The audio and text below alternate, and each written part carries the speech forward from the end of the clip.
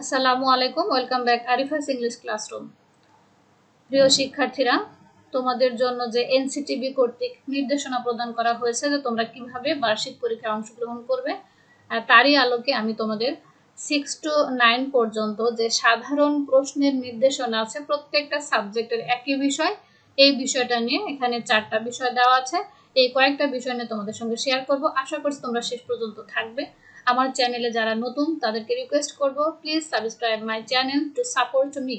আমাকে সাহায্য করার জন্য আপনারা চ্যানেলটি সাবস্ক্রাইব করবেন, কেননা সাবস্ক্রাইব করলে আমি অনেক স্টুডেন্টের মাঝে আমার এই বার্তাটা পৌঁছে দিতে পারবো, তাদেরকে ইজিলি ভাবে তাদের ইংলিশ বিষয়টা সম্পর্কে আমি সাহায্য করতে পারবো। সো আশা করছি এটুকু হেল্প আপনারা সবাই করবেন। আচ্ছা, তাহলে আমরা দেখে নিই যে কিভাবে আমরা এখানে নির্দেশনা অনুযায়ী আমাদের এই ইংরেজি বিষয়ের প্রশ্নটা থাকবে। এটি হচ্ছে প্রত্যেকটা সাবজেক্টের জন্য, মানে 6 to 9 পর্যন্ত ইংরেজি বিষয়ে একই গাইডলাইন্স। সো ফার্স্টে যে টপিকটা আছে আমাদের সাবজেক্ট ওয়াইজ, আর এটা প্রতিটি বিষয়ে কিন্তু নির্দেশনা দেওয়া আছে যে কিভাবে প্রশ্নটি মেক করতে হবে। So guidelines for developing questions, একটা প্রশ্ন তৈরি করার জন্য কি কি বিষয় এখানে আমাদের মাথায় রাখতে হবে বা মনে রাখতে হবে, সেই বিষয়গুলো মোস্ট ইম্পর্টেন্ট। ফার্স্ট যে অপশনটি আছে সেটা হচ্ছে question should be based on the competencies, skills and knowledge focused in the experiences of the NCTB textbooks as prescribed by the syllabus outlined in this guideline.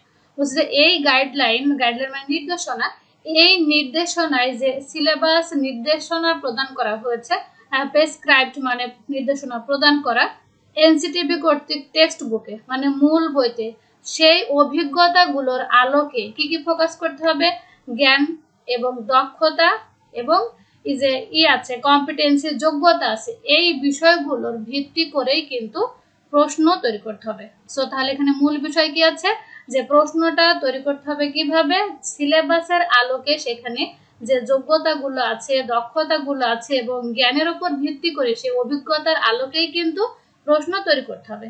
এবং এগুলো কিন্তু সিলেবাসটা এনসিটিবি কর্তৃক দেওয়া হয়েছে সেই সিলেবাসের আলোকে।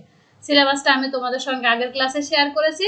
ক্লাস 9 এর জন্য 3টি দেওয়া আছে বার্ষিক পরীক্ষার, এবং 6, 7, 8 এদেরকেও দেওয়া আছে। আমি প্রত্যেকটা ভিডিও শেয়ার করেছি সিলেবাস এবং মান বন্টন নিয়ে।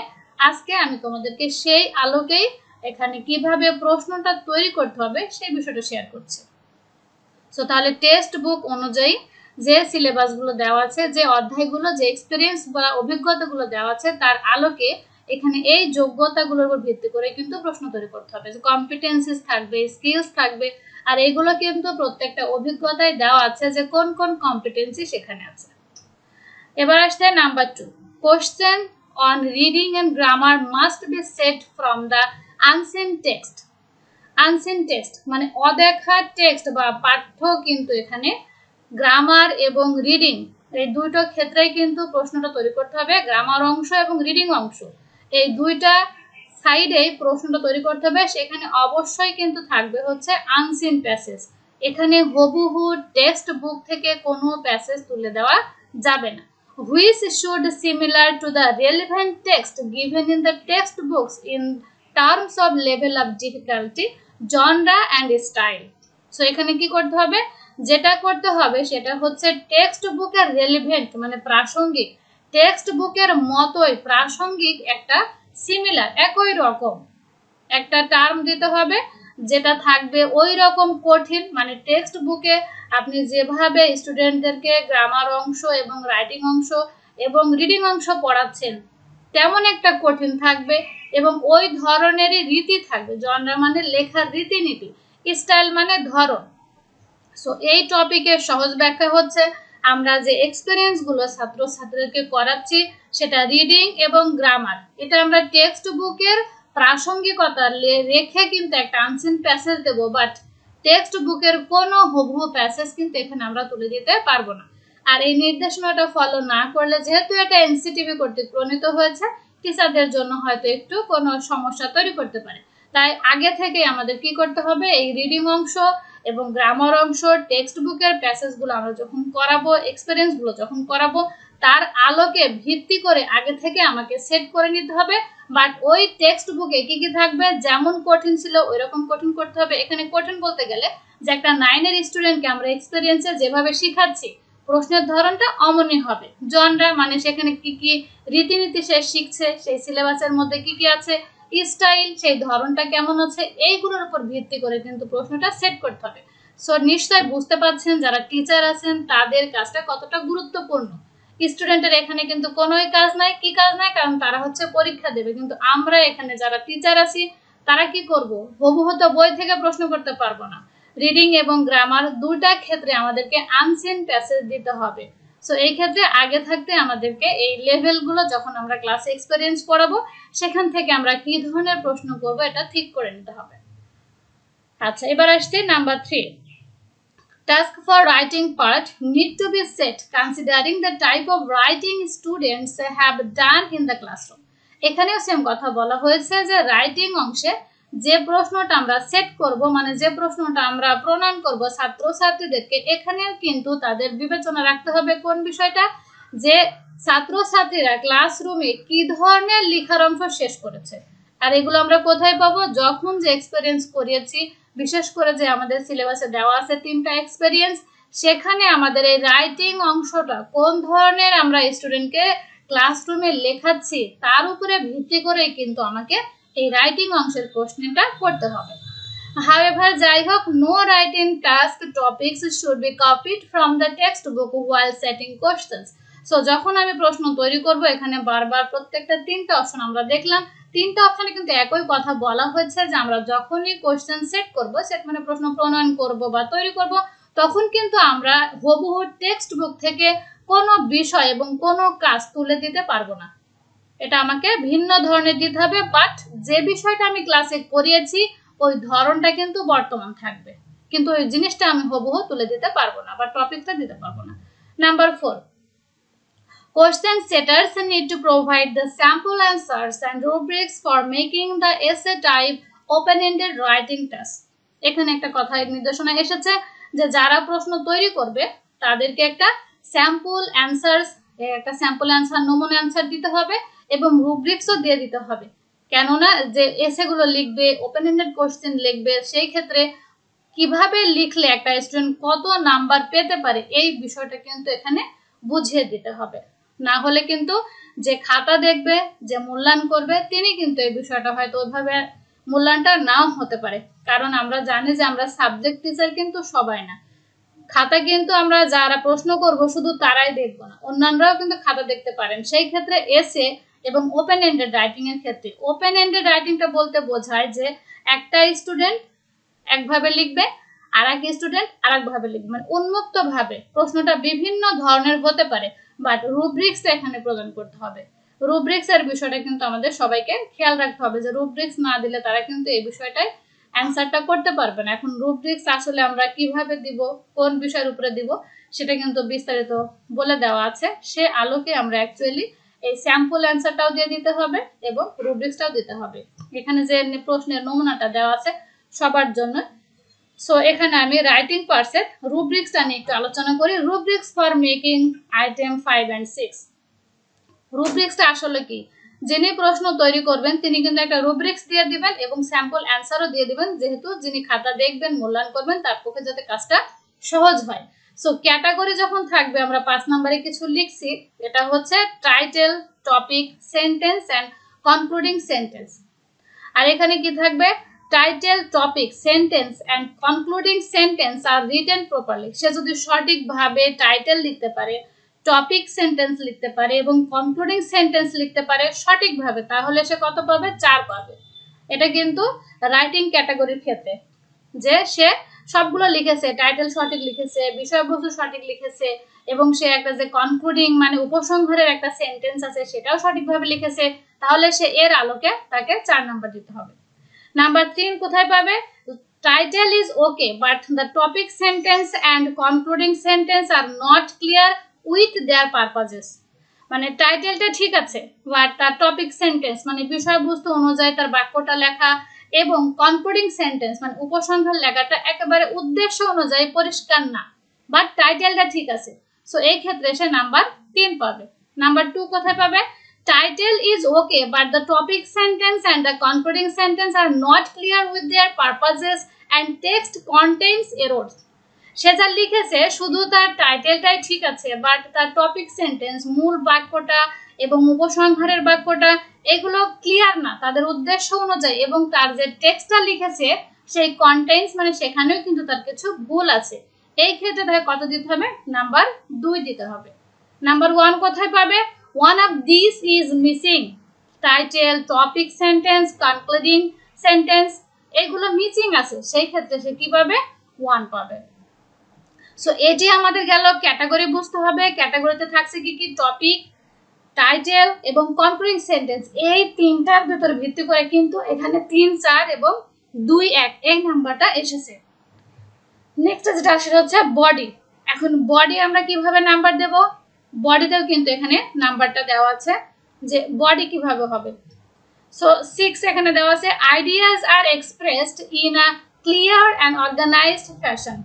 সো তার আইডিয়া মানে ধারণা যে প্রকাশ করেছে, এক্সপ্রেসড মানে প্রকাশ করা, অর্গানাইজড মানে চিনতে পেরেছে। সো তার এই ধারণাটা এবং অর্গানাইজড করাটা মানে তার আইডিয়াটা, ধারণাটা খুব সুন্দর এবং পরিষ্কার তার গাঠনিক লেখাটা। It is easy to figure out what it is about, এবং খুব সহজে বোঝা যাচ্ছে যে সে কোন বিষয়টা লিখেছে। Cohesive devices are used properly, এবং এখানে কোহেসিভ ডিভাইসের সঠিক ব্যবহারটা আছে, তখন সে কত নাম্বার পাবে? তখন সে 6 নাম্বার পাবে। সো এই রুব্রিক্সটা কিন্তু আমাদের জন্য মোস্ট ইম্পর্টেন্ট। একটা স্টুডেন্টকে আমি কত নাম্বার দেব, সো এই বিষয়টা কিন্তু ক্লিয়ার সবার কাছে আমি আশা করছি। এরপরেও যদি কোনো ইনকোয়ারি তোমাদের থাকে বা টিচার যারা আছেন আপনাদের থেকে অবশ্যই কমেন্টস করবেন। নাম্বার 4 আমরা কোথায় দেব? Ideas are expressed in a pretty clear manner, মানে আইডিয়াটা প্রকাশ করাটা ভালো হয়েছে, but the organization could have been better. So organization যে গঠনটা সেটা কিন্তু খুব মানে একেবারে সুন্দর, better. Cohesive devices are used properly. So এখানে কোহেসিভ ডিভাইসটাও কিন্তু কি হয়েছে? প্রপারলি সঠিকভাবে ব্যবহার করা হয়েছে, সেই ক্ষেত্রে আমরা number 4 Dev.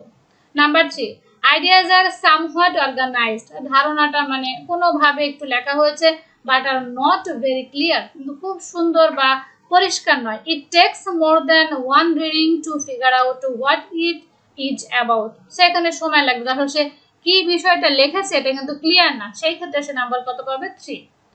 The paragraph seems to be a collection of unrelated sentences. এই প্যারাগ্রাফটা পড়ে মনে হচ্ছে যে তার সেন্টেন্সগুলো এর সাথে রিলেটেড নয়। It is very difficult to figure out what is about. তো এটা খুবই কঠিন যে আসলে সে কি লিখেছে এটা বোঝাই যাচ্ছে না, সেই ক্ষেত্রে সে কত পাবে? নাম্বার 2। সেখানে রুব্রিক্স যেটা দেওয়া আছে for making item number 6, writing N এসে। এসে রুব্রিক্স অনেকগুলো দেওয়া আছে, এখানে কি কি আইটেম আমাদের থাকবে। সো আমরা এসেটা একটু দেখে নিই এই সুযোগে। ক্যাটাগরি কি থাকবে? উপরে যেটা আমরা দেখলাম এটা কিন্তু একটা প্যারাগ্রাফ, একটা 10 নম্বরের প্যারাগ্রাফ লিখলে আমি তাকে নাম্বারটা কিভাবে ফাইন্ড আউট করব বা তাকে নাম্বার দেব। এসে কি হবে? ইন্ট্রোডাকশন। আচ্ছা, নাম্বার 3 কোথায় পাবে? Well written with a clear thesis statement, মানে খুব ভালোভাবে সে যে থিসিস স্টেটমেন্টটা আছে এটা লিখেছে।